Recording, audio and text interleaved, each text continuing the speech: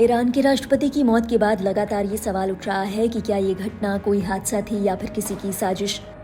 इस मामले में ईरान के राष्ट्रपति के चीफ ऑफ स्टाफ ने हेलीकॉप्टर क्रैश के आखिरी समय को लेकर नई जानकारी साझा की है। सरकारी टीवी को दिए गए एक इंटरव्यू में ईरान के राष्ट्रपति के chief of staff Ghulam Hussain Ismaili ने कहा कि जिस जगह पर राष्ट्रपति रईसी का हेलीकॉप्टर क्रैश हुआ था, वहां शुरुआत में मौसम बिल्कुल ठीक था, कोहरा सिर्फ जमीन तक था।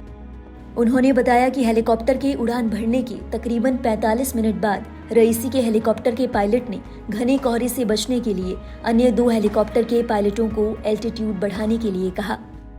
इसी बीच दोनों हेलीकॉप्टरों के बीच उड़ रहा रईसी का विमान अचानक गायब हो गया, वो भी महज 30 सेकंड के अंदर।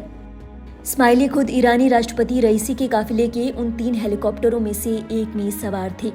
ये घटना तब हुई जब रईसी अपने काफिले के साथ अजरबैजान से सटी ईरान की सीमा पर एक बांध का उद्घाटन करके लौट रहे थे। उन्होंने बताया 19 मई को स्थानीय समय अनुसार दोपहर लगभग 1 बजे हेलीकॉप्टर ने उड़ान भरी थी। इस्माइली ने इस इंटरव्यू में बताया, हम बादलों के ऊपर उड़ रहे थे, हमारा हेलीकॉप्टर सबसे पीछे था। लगभग 30 सेकंड के बाद हमारे पायलट ने महसूस किया कि राष्ट्रपति का हेलीकॉप्टर गायब हो गया है। हमारे पायलट ने चक्कर लगाने और राष्ट्रपति के हेलीकॉप्टर को खोजने के लिए लौटने का फैसला किया। रेडियो उपकरणों के माध्यम से राष्ट्रपति के हेलीकॉप्टर से संपर्क करने की कोशिश की गई, लेकिन बादलों के कारण ऊंचाई को कम नहीं किया जा सका।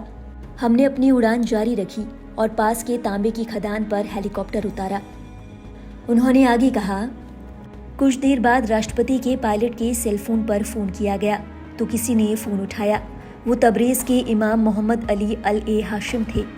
उन्होंने कहा कि उनकी हालत ठीक नहीं है और हेलीकॉप्टर क्रैश हो गया है।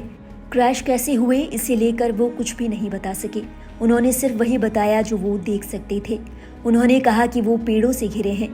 बाकियों की हालत के बारे में पूछे जाने पर उन्होंने कहा कि वो अकेले हैं और किसी और को नहीं देख सकते। दोबारा उनको जब फ़ोन किया गया तो फिर वही चीज़ें बताईं। इस्माइली ने आगे कहा, जब हमें क्रैश साइट मिली तो शवों की स्थिति देखकर साफ था कि राष्ट्रपति और अन्य लोग क्रैश के तुरंत बाद ही मर गए थे। वहीं इमाम कई घंटों के बाद शहीद हुए। गौरतलब है, ईरान के राष्ट्रपति की मौत के बाद देश में भी राजनीतिक संकट पैदा हो गया है।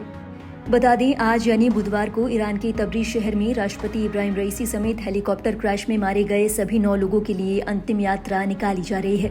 तबरीज शहर में अंतिम यात्रा के बाद राष्ट्रपति के शव को तेहरान लाया गया है। 23 मई को उन्हें ईरान के मशहद शहर में दफनाया जाएगा। ये वही शहर है जहां रईसी का जन्म हुआ था। रईसी की मौत के बाद 5 दिनों की राष्ट्रीय शोक की घोषणा की गई है।